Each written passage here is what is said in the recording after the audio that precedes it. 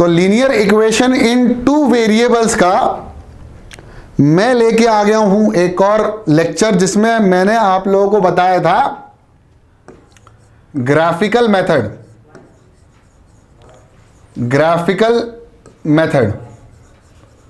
अब सबसे इंपॉर्टेंट बात यह है कि graphical method is nothing but a method in which we represent two linear equation in two variables on one graph, जिसमें हमको दो लीनियर इक्वेशन से दो अलग अलग लाइन मिलती हैं, जिसमें वो दोनों लाइन कभी ग्राफ पे कुछ इस तरह से दिखी, कभी वो ग्राफ पे कुछ इस तरह से दिखी, और कभी वो ग्राफ पे कुछ इस तरह से दिखी। मतलब ये तीन स्पेशल केस थे जिसमें लाइन कभी कभी तो पैरेलल थी, फिर लाइन इंटरसेक्टिंग थी, फिर लाइन कोइंसाइड करती थी। अब कोइंसाइड लाइंस और इंटरसेक्टिंग लाइंस और पैरेलल लाइंस में हमारे पास वो दोनों इक्वेशंस की कुछ कंडीशंस थी, जिसमें पहली कंडीशन थी कि अगर a1/a2 is equal to b1/b2 होता है, जो कि नॉट इक्वल टू c1/c2 होता है, तो ग्राफ में जो लाइन मिलती हैं वो पैरेलल मिलती हैं। लेकिन अगर वही a1/a2 is not equal to b1/b2, तो c1/c2 का कोई फर्क नहीं पड़ता है। अगर वो दोनों b1/b2 के बराबर ना हो, इन दोनों का रेशो, तो लाइन इंटरसेक्ट करती हैं और हमें जो सॉल्यूशन मिलता है वो कैसा मिलता है? यूनिक सॉल्यूशन मिलता है। यूनिक सॉल्यूशन का मतलब होता है, सॉल्यूशन का मतलब सॉल्व करने पर, और सॉल्व क्या किया? For the value of x and y। तो यूनिक सॉल्यूशन तभी मिलेगा जब हमें इंटरसेक्टिंग पॉइंट मिल जाएगा उस पर्टिकुलर कार्टेशियन प्लेन पर, जब दो लाइन एक दूसरे को क्या कर सकती हैं? इंटरसेक्ट कर सकती हैं।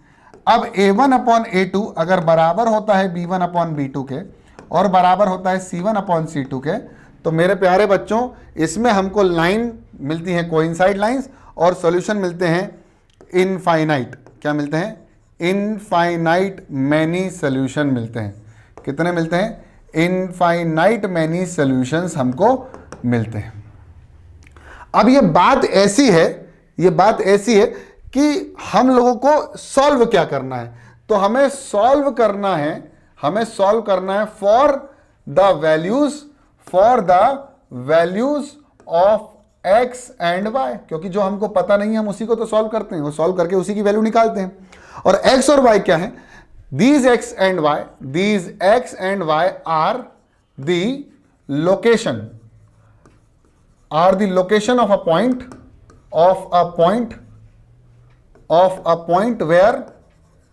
where two lines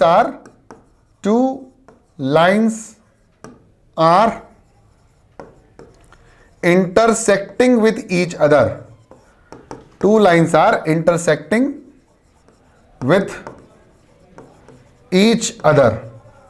अब जब दो लाइन इंटरसेक्ट कर रही हैं एक दूसरे पर, यानी वो एक ही पॉइंट मिलेगा और एक यूनिक वैल्यू हमको मिलेगी। जब लाइन इंटरसेक्ट नहीं कर रही होंगी तो हमें x और y की वैल्यू नहीं मिलेगी, और जब लाइन इनफाइनाइटली मेनी सॉल्यूशन मिलेगा, मतलब इनफाइनाइटली मेनी पॉइंट्स पर लाइन इंटरसेक्ट करेंगी, तो x और y की कोई यूनिक वैल्यू नहीं मिलेगी, यानी वैल्यू मिलेगी भी नहीं। यानी इन दोनों केस में हमें इक्वेशन सॉल्व नहीं करनी है, या इसका वाइसा वर्सा ले लें तो इक्वेशन हम सॉल्व नहीं कर पाएंगे। लेकिन हम इक्वेशन कब सॉल्व कर पाएंगे? हम इक्वेशन तब सॉल्व कर पाएंगे जब दोनों लाइन एक दूसरे पर क्या करेंगी? इंटरसेक्ट करेंगी with only one single point, यानी यूनिक सॉल्यूशन हमको जब मिलेगा। अब पॉइंट ये है कि हम कैसे सॉल्यूशन करें या सॉल्व करें। तो सॉल्व करने के हमारे पास चार तरीके हैं। पहला मैंने आपको सिखा दिया था ग्राफिकल मेथड,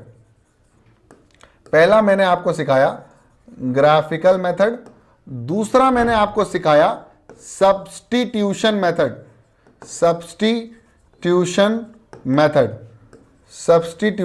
सिखाया, और तीसरा मैं सिखाऊंगा, आज नहीं अगली क्लासेस में सिखाऊंगा, तीसरा मेथड होगा एलिमिनेशन, या आज ही सिखा देंगे एलिमिनेशन मेथड।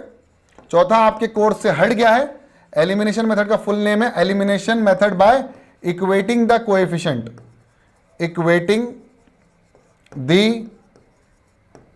कोएफिशिएंट, और इसके बाद जो हमारे पास आता है वो है cross multiplication method which is removed from your syllabus. Cross multiplication method which is removed from your syllabus. Syllabus से हटा दिया गया है, लेकिन तब भी पुनीत सर आपको सिखा देंगे। तो इन 4 मेथड की वजह से हम x और y की वैल्यू निकाल सकते हैं। लेकिन अब हम जो सीखने वाले हैं आज, वो पहला मेथड होगा सब्स्टिट्यूशन मेथड। Substitution method. तो आज मैं आपको बताने वाला हूं सब्स्टिट्यूशन मेथड, जिसमें मैं आपको बताऊंगा कि कैसे हम इस मेथड के जरिए x और y की वैल्यू निकालते हैं।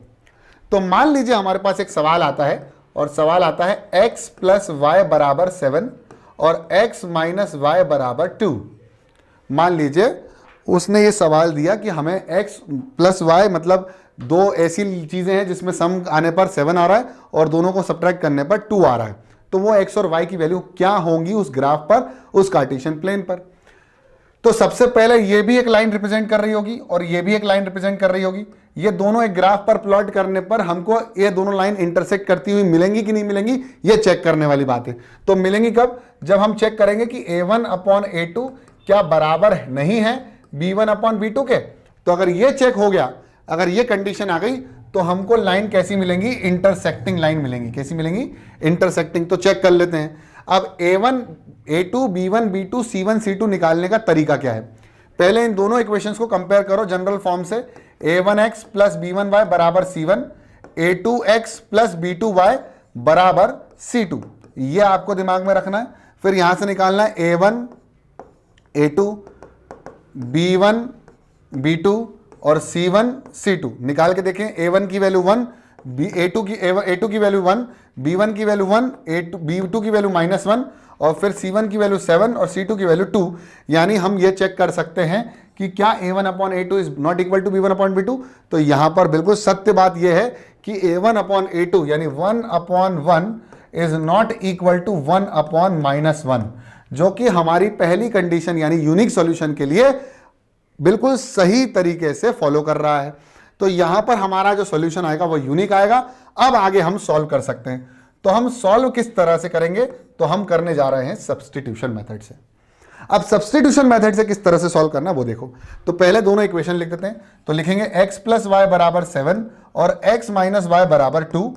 अब क्या करेंगे? सब्स्टिट्यूट। तो पहले इन सबका नामकरण कर देंगे। तो एक इक्वेशन नंबर 1 दे देंगे और एक को इक्वेशन नंबर 2 दे देंगे। फिर हम कोई सी भी इक्वेशन उठाएंगे और हम बात करेंगे फ्रॉम फर्स्ट की, मान लीजिए। और हमने बात करी x प्लस वाई बराबर 7। अब हम इन दोनों में से किसी भी एक वेरिएबल की वैल्यू निकाल लेंगे। तो वैल्यू निकालने पर हमको जो x की वैल्यू मिलेगी वो मिलेगी 7 माइनस वाई, और यहां पर y जैसे आई इसको हमने थर्ड इक्वेशन दे दी और इस तीसरी इक्वेशन को सेकेंड में पुट करी, क्योंकि हमने फर्स्ट से निकाली है। इसी को बोलते हैं सब्स्टिट्यूशन मेथड। तो थर्ड इक्वेशन को पुट करा सेकेंड में। सेकेंड इक्वेशन है x माइनस वाई बराबर 2। y की वैल्यू कितनी आई है? x की वैल्यू आई है 7 माइनस वाई। तो हम लिख देंगे 7 माइनस वाई बराबर 2। तो आ जाएगा 7 माइनस माइनस प्लस 2y बराबर 2। 2y इधर आ जाएगा प्लस का, ये आ जाएगा माइनस का। 7 minus 2 is equal to 2y। तो 7 माइनस 2 कितना हो जाएगा मेरे प्यारे बच्चों? 7 माइनस 2 हो जाएगा 5। 5 बराबर 2y, y बराबर 5/2। तो दो नंबर ऐसे, एक नंबर तो आ गया x y is equal to 5/2। अब x की वैल्यू निकाल लो। तो x will be equal to 7 minus 5/2। You will get 7 minus 5/2, 7 two 14, LCM लेके 14 माइनस 5/2, यू विल गेट 9/2। तो आपके पास दो नंबर आ गए, x की वैल्यू 9/2 और y की वैल्यू 5/2। हाँ सही है। चलो नेक्स्ट करते हैं एक और क्वेश्चन। क्वेश्चन नंबर 2 ले लेते हैं और हमने लिखा 2x प्लस 3y बराबर 8 और हमने लिख दिया x माइनस वाई बराबर 9 या x माइनस वाई बराबर -3 मान लीजिए। तो एक इक्वेशन ये भी आ गई। इसमें भी सब्स्टिट्यूशन मेथड का खेल है। x की वैल्यू निकाल लो इसमें से। सेकंड इक्वेशन में x की वैल्यू निकाल के फर्स्ट इक्वेशन में पुट कर दो। तो x बराबर -3 प्लस वाई यानी y -3। y -3 x की वैल्यू अगर आती है तो हम यहां पर फर्स्ट में पुट कर देंगे। तो कितनी आई x की value? 2 into y -3 plus 3y बराबर 8। तो आ जाएगा 2 इंटू वाई तो 2y, 2 3 जा 6 -6 प्लस 3y बराबर 8। 2y प्लस 3y 5y बराबर 8, माइनस का इधर गया तो +6, 8 + 6 14। तो y की वैल्यू आ जाएगी 14 और डिवाइड में चले जाएगा 5, आंसर आएगा y is equal to 14/5. You can put the value of y in this equation as well. In equation number 3, you will get x equal to y minus 3, that is 14 upon 5 minus 3. You will get x equal to 14 minus 15 upon 5, and you will get minus 1 upon 5. So therefore, the value of x will be minus 1 upon 5. So this is how you will be able to prove, or you will be able to detect the values of x and y by two equations. अब problem पता है क्या है? Problem ये कि starting में ही हम question को चेक कर लें. अभी हमने इसमें नहीं किया, हम चेक कर लें कि a1 upon a2 is not equal to b1 upon b2. तो अगर ये हमने चेक कर लिया तो हम किसी भी क्वेश्चन को सॉल्व करना स्टार्ट कर दें. लेकिन अगर ऐसा ना होकर हमारे पास इक्वेशन आती है कि उसके अंदर a1 a2 बराबर हो b1 अपॉन b2 के, या फिर बराबर हो c1 अपॉन c2 के, ये इक्वेशन मिले, या a1 upon a2 is equal to b1 upon b2 is not equal to c1 upon c2, तो बेटा आगे बढ़ने की भी जरूरत नहीं है, क्योंकि इसमें लाइन पैरेलल होंगी और इसमें लाइन कोइंसाइड रहेंगी. तो आपको आगे क्वेश्चन को सॉल्व करने की बिल्कुल भी आवश्यकता नहीं है. फिर हम और सब्स्टिट्यूशन मेथड के क्वेश्चन करें. क्वेश्चन नंबर 3, तो हम लिख सकते हैं 2a प्लस 3b बराबर 10 एंड 5a प्लस 6b बराबर 50. मान लीजिए ये आपके पास एक इक्वेशन और आई. तो इक्वेशन ये अगर आती है आपके पास, तो आपको फिर सब्स्टिट्यूट मेथड करना है. सब्स्टिट्यूशन मेथड में क्या करना पड़ेगा? आपको a की वैल्यू निकालना पड़ेगी. तो हम फर्स्ट इक्वेशन में से a की वैल्यू निकाल रहे हैं और उसको सेकंड में पुट कर देंगे. तो 2a बराबर 10 माइनस 3b एंड a बराबर 10 minus 3b upon 2. So you will gate a बराबर 10 minus 3b upon 2, and you have to just put the value of this in equation number 2. So you'll get 5 into a is equal to 10 minus 3b upon 2 plus 6b बराबर 50. तो ये आपका substitute हो गया. अब आप उससे एक linear equation in one variable को सॉल्व कर सकते हैं. इसका मतलब ये हुआ टू सॉल्व एन इक्वेशन या to solve linear equation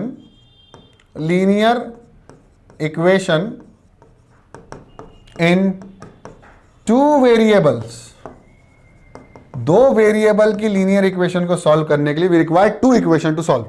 we require to solve linear equation in two variable, two equations are required. Two equations are required. तो यह बहुत इंपॉर्टेंट है जो तुम लोगों को समझना था. ठीक है, आगे बढ़ते हैं. इसको भी सॉल्व कर लोगे आप, करना चाहते तो करके दिखाया था. 5 10 जा 50 माइनस 5 3 जा 15b, ये हो जाएगा 2 6 जा 12b, और ये हो जाएगा 5 2 10 100, ये हो जाएगा 100. 15b और ये हो जाएगा कितना हो जाएगा माइनस 3b, तो हो जाएगा माइनस ऑफ 3b बराबर 100 माइनस 50, और ये हो जाएगा माइनस ऑफ 3b बराबर 50, और ये हो जाएगा b बराबर माइनस 50/3. तो b की वैल्यू आ जाएगी, ऐसे a की वैल्यू भी निकाल लोगे. a की वैल्यू ऐसे निकल जाएगी जब b की वैल्यू यहाँ पुट कर दोगे. तो इसी तरह से आप किसी भी complicated linear equation in two variable को सॉल्व कर सकते हैं. लेकिन इसके अलावा भी एक और नया मेथड आया जिसको हमने बोला elimination by equating the coefficient. Elimination by equating the coefficient. अब कोएफिशिएंट क्या होता है ये तो सबको पता ही है. क्या पता है? x के आगे जो लिखा रहता है, जैसे हमने लिखा x प्लस वाई बराबर 7 और x माइनस वाई बराबर 3. मान लो ये इक्वेशन है तुम्हारे पास. अब आपको पता है कि x का कोएफिशिएंट क्या है. x का कोएफिशिएंट है, आगे लिखा हुआ है 1 तो हमने लिख दिया 1, इसके आगे क्या लिखा हुआ है 1 तो इसका कोएफिशिएंट हो गया 1. दोनों का कोएफिशिएंट हो गया 1. इसी को बोलते हैं coefficient of x and coefficient of y. अब हमें एलिमिनेट करना है. क्या करना है? हमको एलिमिनेट करना है बाय इक्वेटिंग द कोएफिशिएंट. तो किस तरह से सॉल्व कर सकते हैं वो देखो. सबसे पहले ध्यान दो, जब भी हम दो इक्वेशंस को ऐड या सब्ट्रैक्ट करेंगे तो LHS को LHS से प्लस करेंगे और RHS को RHS से प्लस करेंगे. Left hand side x plus y है तो राइट हैंड साइड क्या है? लेफ्ट हैंड साइड क्या है दूसरी इक्वेशन का? x minus y. Right hand side क्या है? 7 और क्या है? 3.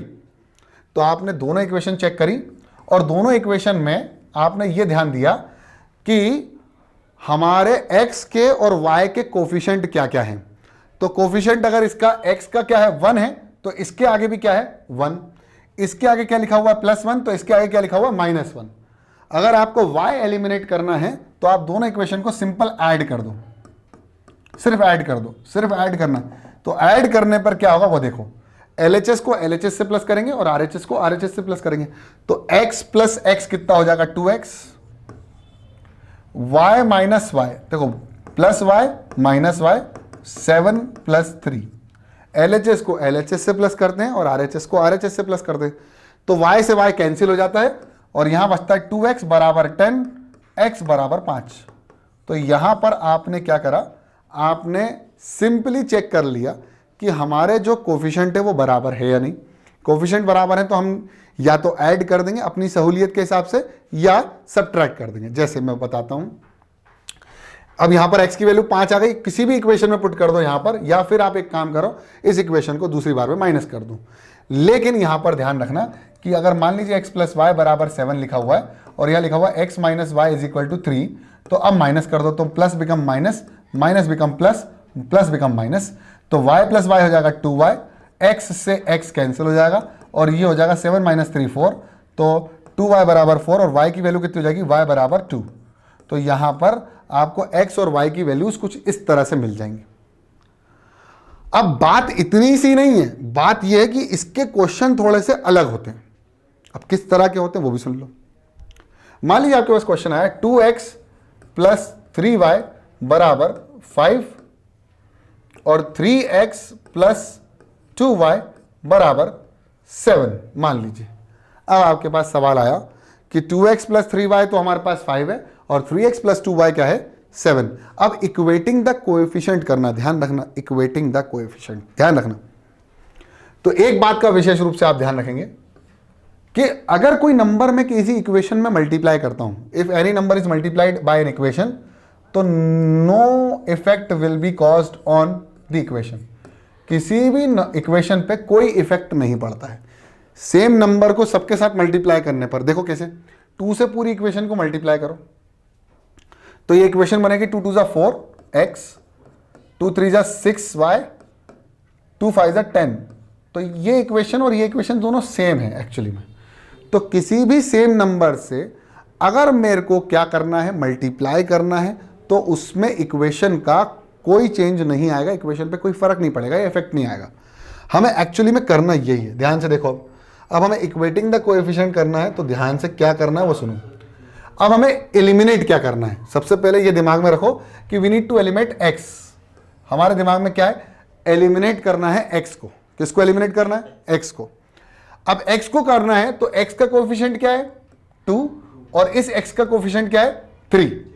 तो जो इसका कोएफिशिएंट है उसको इस इक्वेशन से मल्टीप्लाई कर दो और इसका जो कोएफिशिएंट है उसको इस इक्वेशन से मल्टीप्लाई कर दो।